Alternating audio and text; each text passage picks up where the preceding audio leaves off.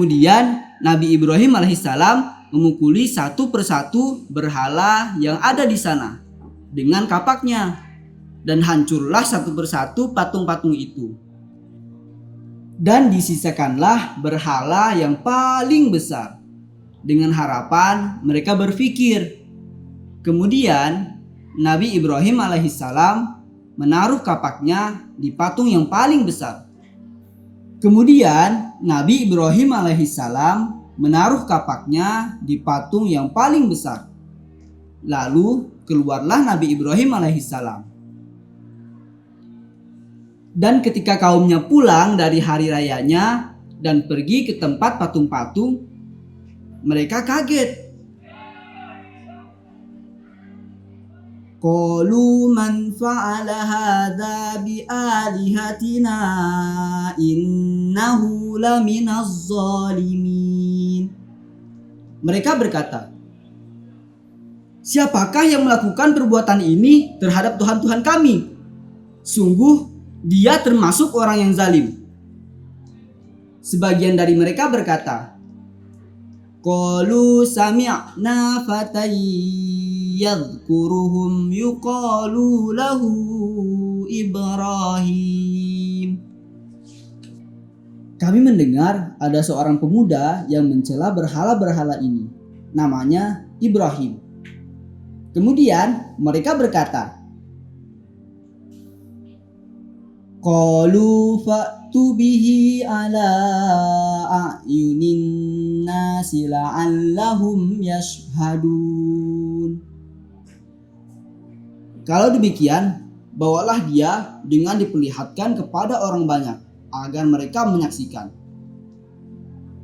Kira-kira apa ya yang direncanakan Nabi Ibrahim alaihissalam? Ternyata Nabi Ibrahim alaihissalam memang berharap bisa dipanggil. Jadi Nabi Ibrahim alaihissalam tak perlu repot-repot mendatangi rumah mereka satu persatu. Dan ini adalah momen yang ditunggu-tunggu oleh beliau agar beliau bisa mendakwahi mereka sekaligus. Maka didatangkanlah Nabi Ibrahim alaihissalam. Kaum kafir ini bertanya kepada Ibrahim, qalu a anta fa'alta hadza bi alihatina ya Ibrahim. Apakah engkau yang melakukan perbuatan ini terhadap Tuhan-Tuhan kami, wahai Ibrahim? Dengan lugu, Nabi Ibrahim alaihissalam hanya menjawab, qala bal fa'alahu kabiruhum hadza fas'aluhum in kanu yantiqun. Sebenarnya patung besar itu yang melakukannya. Maka tanyakanlah kepada mereka jika mereka dapat berbicara. Wah, cerdik sekali ya Nabi Ibrahim alaihissalam. Nabi Ibrahim alaihissalam menunjuk patung yang paling besar karena ada kapak bersama patung besar itu. Akhirnya mereka bingung dan mulai saling menyalahkan. Secara tidak langsung Nabi Ibrahim alaihissalam ingin mengajak mereka berpikir bahwa patung yang besar ini tidak ridho jika kalian menyembah yang kecil, sebagaimana Allah Subhanahu wa Ta'ala yang disekutukan oleh kalian. Allah Subhanahu wa Ta'ala lebih gak ridho dari patung yang paling besar ini. Mereka tidak bisa berkata apa-apa sembari menundukkan kepala. Lalu mereka berkata, Laqad alimta ma haula'i yantiqun. Engkau Ibrahim pasti tahu bahwa berhala-berhala itu tidak dapat berbicara. Maka dijawab oleh Nabi Ibrahim alaihissalam dengan tenang. Qala afata'buduna min dunillahi ma la yanfa'ukum syai'an wa la yadurrukum. Dia, Ibrahim, berkata, "Mengapa kamu menyembah selain Allah? Sesuatu yang tidak dapat memberi manfaat sedikit pun dan tidak pula mendatangkan mudarat pada kamu." Bukannya tobat, mereka malah marah dan murka kepada Ibrahim. Qalu harriquhu wansuru alihatakum in kuntum fa'ilin. Bakarlah dia dan bantulah Tuhan-Tuhan kalian jika kalian benar-benar hendak bertindak. Raja mereka, yaitu Namrud, memerintahkan untuk membakar Nabi Ibrahim alaihissalam. Bakarlah Ibrahim ini, bantulah Tuhan-Tuhan kalian, belalah Tuhan-Tuhan kalian. Maka mereka mengumpulkan kayu bakar yang banyak sekali. Bahkan di dalam kitab tafsir Ibnu Katsir diceritakan bahkan sampai ada seorang wanita yang sedang sakit. Ia bernazar jika ia sembuh dari penyakitnya, ia akan membawakan kayu bakar itu untuk membakar Nabi Ibrahim alaihissalam. Wah, sudah sakit, masih aja pengen menyiksa Nabi Ibrahim alaihissalam. Kayu-kayu bakar itu dikumpulkan di tanah yang lapang dan mereka menyalakannya dengan api, sehingga terjadilah api yang sangat besar. Yang belum pernah ada api sebesar itu.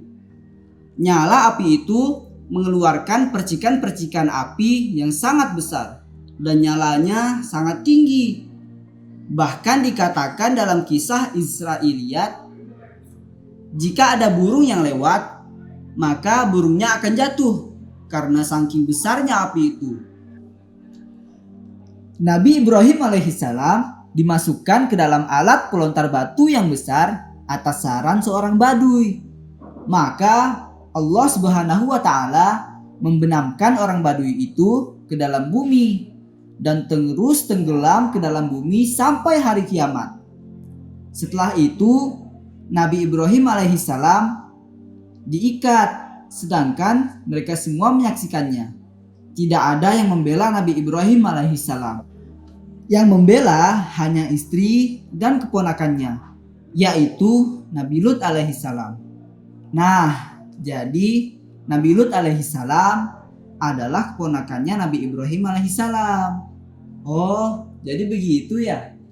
Dalam hadis yang dikemukakan oleh Imam Al-Bukhari melalui Ibnu Abbas, ketika Nabi Ibrahim alaihissalam dilemparkan ke dalam nyala api, beliau berkata, "Cukuplah Allah bagiku.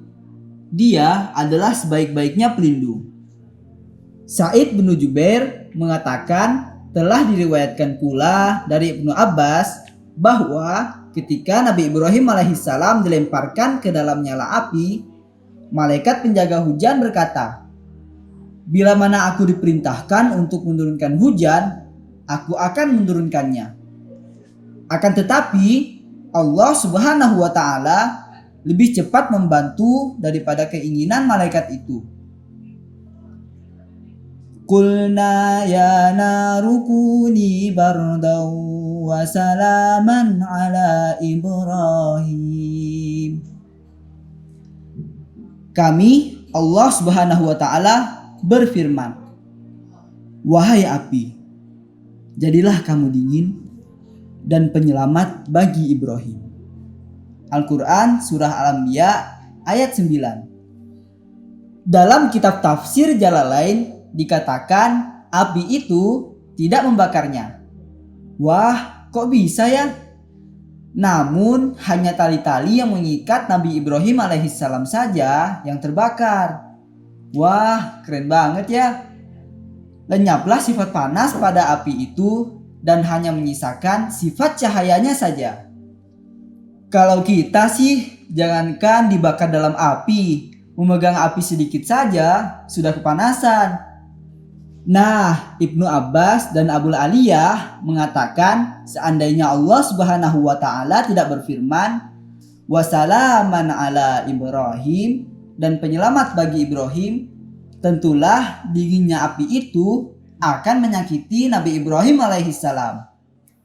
Dalam hadis dikatakan bahwa saat Nabi Ibrahim alaihissalam berada dalam api, semua hewan berusaha untuk memadamkan api itu, kecuali wazak, yaitu cicak ataupun tokek. Nah, tahu nggak sih teman-teman? Dari sinilah muncul kesunahan membunuh cicak dan sejenisnya. Mereka semua menyaksikan dengan mata kepala mereka masing-masing. Api itu tidak membakar Nabi Ibrahim alaihissalam sedikit pun. Hanya tali-tali yang mengikat Nabi Ibrahim alaihissalam yang terbakar. Abu Zar'ah bin Amr bin Jarir telah meriwayatkan melalui Abu Hurairah yang mengatakan bahwa sesungguhnya kalimat yang paling indah yang dikatakan oleh ayah Nabi Ibrahim alaihissalam ialah ketika diperlihatkan kepadanya keadaan anaknya di dalam api. Sebaik-baiknya Tuhan adalah Tuhanmu, hai Ibrahim. Nah, sahabat Prophet Story, melalui kisah ini kita banyak mengambil ibrah. Di antaranya, 1. Bertafakurlah karena Allah Subhanahu wa taala telah menganugerahkan kepada manusia akal. 2. Janganlah menyekutukan Allah Subhanahu wa taala karena Allah Subhanahu wa taala sangat membenci dosa ini. 3. Buatlah siasat dalam berdakwah. 4. Allah Subhanahu wa taala akan membantu hamba-hambanya yang beriman. 5. Tidak ada yang mustahil bagi Allah Subhanahu wa taala. Jika Allah Subhanahu wa taala mengatakan kun, jadilah, maka akan terjadi. 6. Disunahkan untuk membunuh cicak dan sejenisnya. Dan masih banyak lagi.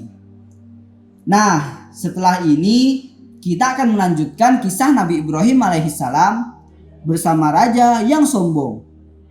Jangan lupa nonton Prophet Story hanya di Dalwa TV. Wassalamualaikum warahmatullahi wabarakatuh.